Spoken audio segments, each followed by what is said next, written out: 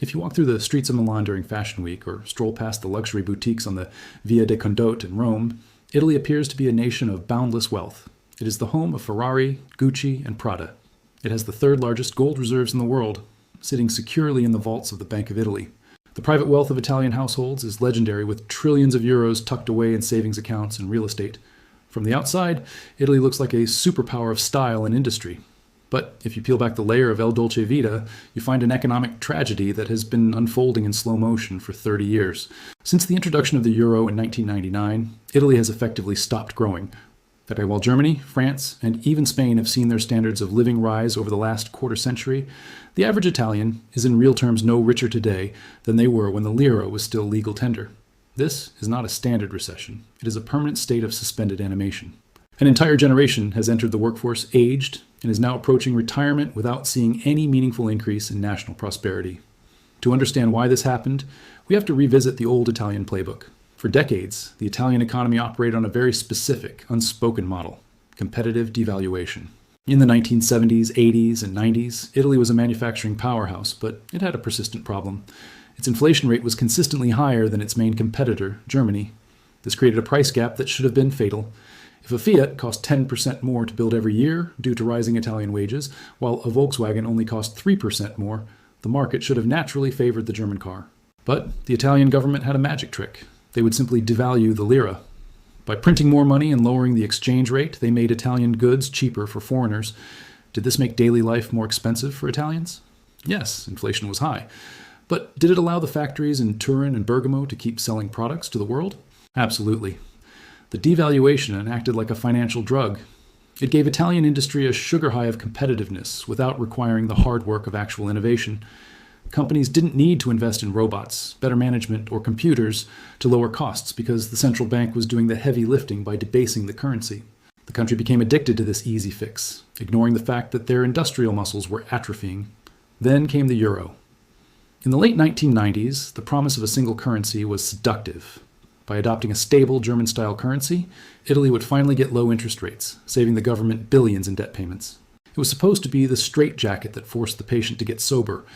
But when Italy locked its exchange rate to Germany's in 1999, it lost the devaluation lever forever. Suddenly, Italian factories had to compete with German factories on productivity alone. This is where the disaster happened.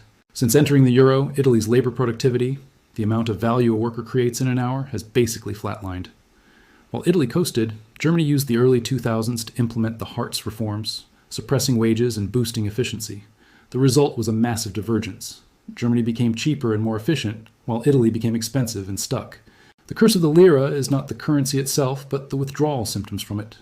The Italian economy was built for a world of flexible money, and when that flexibility was taken away, the engine seized up. Behind the scenes, the incentives were upside down. The stability of the euro meant that the government could borrow at low rates, but instead of using that money to modernize the country, they used it to maintain the status quo. The most painful consequence of this stagnation is the demographic collapse. A country that doesn't grow offers no future to its young people. Italy is currently experiencing a brain drain of biblical proportions. Over 100,000 Italians, mostly young college-educated graduates, leave the country every year to wash dishes in London or write code in Berlin. They are fleeing a gerontocracy, where the only thing growing is the pension bill. This creates a doom loop. The young leave, the economy shrinks, the tax burden on those who remain goes up to pay for the elderly, and those taxes drive even more young people away. Italy is not just an economy that has stopped growing, it is a society that is slowly dissolving. To find the root cause of this productivity crisis, we have to look at the structure of Italian business itself. We have to look at the dwarfism of Italian capitalism. In most advanced economies, the engine of growth is the large corporation, giants like Siemens, Toyota, or Apple, that spend billions on research and development, employ thousands of engineers, and achieve economies of scale. Italy, however, operates on a completely different biological model, an economy of dwarfs. Over 95% of Italian companies have fewer than 10 employees. On the surface, this looks charming, like the artisan leather workshop in Tuscany or the precision engineering firm in Bergamo. But in the 21st century, small is useless for innovation. A company with 7 employees and a turnover of $1 million cannot afford a $500,000 industrial robot. It cannot afford to hire a chief technology officer to implement artificial intelligence. It cannot afford to navigate the complex regulatory frameworks of international trade. As a result, Italian productivity has collapsed because its companies lack the capital to invest in the tools that make workers more productive. They are fighting a digital war with analog weapons. This failure to scale is rooted in a cultural pathology known as the family trap. In Italy, the business is not just a commercial entity, it is an extension of family identity and social status. To grow a company, a founder eventually needs to bring in outside capital by selling equity, or outside management by hiring a professional CEO. But doing so means losing absolute control. For the average Italian patriarch, the idea of answering to a board of directors or letting a stranger run the finances is anathema. They would rather remain the king of a small, stagnating kingdom than become a shareholder in a growing empire. This leads to a corporate landscape defined by nepotism rather than meritocracy. Management positions are handed down to sons and daughters regardless of their competence, while talented professional managers are shut out. This dynastic capitalism creates a glass ceiling for talent. Why would a brilliant MBA graduate stay in Italy to work for a family firm where the top job is reserved for the owner's incompetent nephew? They wouldn't. They go to London, New York, or Zurich. No analysis of Italy is complete without addressing the southern question, the Mezzogiorno. Italy is not one economy, it is two distinct nations stitched together by a currency and a parliament. North of Rome lies a European powerhouse. Regions like Lombardy, Veneto, and Emilia-Romagna have GDP per capita levels that rival Germany and Sweden. They are industrialized, efficient, and integrated into the global supply chain. To the south lies the Mezzogiorno, regions like Calabria, Sicily, and Campania. Here, the GDP per capita is half that of the north. Unemployment remains stubbornly in the double digits, and youth unemployment can hit 40% or 50%. This divide is the largest regional economic disparity in the developed world. The South has been the recipient of hundreds of billions of euros in subsidies over the last 70 years, yet the gap has not closed. The reasons are complex: a lack of infrastructure, poor governance, and the pervasive tax of organized crime. In parts of the South, doing business means paying protection money, the pizzo, to the mafia, 'Ndrangheta, or Camorra. This acts as a massive disincentive for investment. No foreign multinational wants to build a factory in a region where they have to negotiate with local crime lords just to get their trucks through the gate. Consequently, the North is forced to permanently subsidize the South. Every year, a massive fiscal transfer flows from Milan to Palermo to pay for pensions, healthcare, and unemployment benefits. This breeds resentment in the North, fueling separatist political movements and dependency in the South. It turns the Italian state into a machine that taxes the productive parts of the economy to keep the unproductive parts on life support. The high taxes required to fund this transfer, Italy has one of the highest tax wedges in Europe, further strangle the competitive companies in the North, preventing them from growing. It is a vicious cycle where the strong are weighed down by the weak, and the weak are never given the structural reforms needed to become strong. The tragedy of Italian dwarfism is further compounded by a justice system that seems designed to punish ambition. Enforcing a contract in Italy takes an average of 1,120 days, more than 3 years. In Germany, it takes roughly 400 days. If a small business in Naples is stiffed by a client, they cannot simply go to court to get their money because they will be bankrupt long before a judge issues a verdict. This creates a low-trust environment where businesses only trade with people they know personally, further reinforcing the insular family-centric model. Foreign investment avoids Italy not because the market isn't attractive, but because the legal risk is unquantifiable. You cannot invest $100 million in a country where the courts effectively do not function. This structural paralysis has left Italy utterly unprepared for the digital revolution. While the rest of the world moved to e-commerce, cloud computing, and big data, Italian small and medium enterprises stayed offline. A shocking percentage of Italian small businesses still run their operations on paper ledgers and cash transactions. This is partly to avoid taxes. Italy has a massive shadow economy estimated at nearly 20% of GDP, but mostly due to a lack of digital literacy among the aging class of business owners. A 75-year-old founder is unlikely to overhaul his supply chain using blockchain technology. He's going to keep doing what he did in 1985. As the global economy shifts toward AI and automation, the Italian model is facing an extinction event. The artisan quality that once commanded a premium price is being replicated by machines or high-end competitors in Asia. The flexibility that small firms once offered is being replaced by the algorithmic efficiency of giant platforms like Amazon. Italy is finding out that in a globalized world, size matters. You cannot compete with giants when you are an army of dwarfs, no matter how stylishly you're dressed. This is where the math turns ugly. The lack of scale means a lack of investment, which means a lack of productivity, which leads directly to the stagnation of wages. When a nation's economy stops growing for 3 decades, the stagnation does not remain confined to spreadsheets. It inevitably bleeds into the streets, the voting booths, and the psyche of the citizenry. Italy has become the world's premier laboratory for political volatility. For the average Italian voter, the European dream, the promise that surrendering the lira for the euro would bring German-style prosperity, has curdled into a nightmare of eternal austerity and managed decline. This disillusionment has turned Italy into the most unpredictable political actor in the Western world, a country perpetually one election away from detonating the foundations of the European Union. The political symptom of this economic malaise is a frantic, swinging search for a savior. Italy has cycled through every flavor of populism imaginable.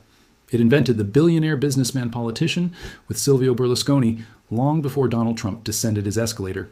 When that failed, it turned to the anti-establishment rage of the Five Star Movement, a party founded by a comedian that promised to govern via online polls and abolish poverty by decree. When that failed, it swung to the sovereignist right of Giorgia Meloni. Each of these movements rose to power on a wave of anger against the technocrats in Brussels and Frankfurt, promising to reclaim Italy's economic destiny. But once in power, every Italian government hits the same invisible brick wall, the debt.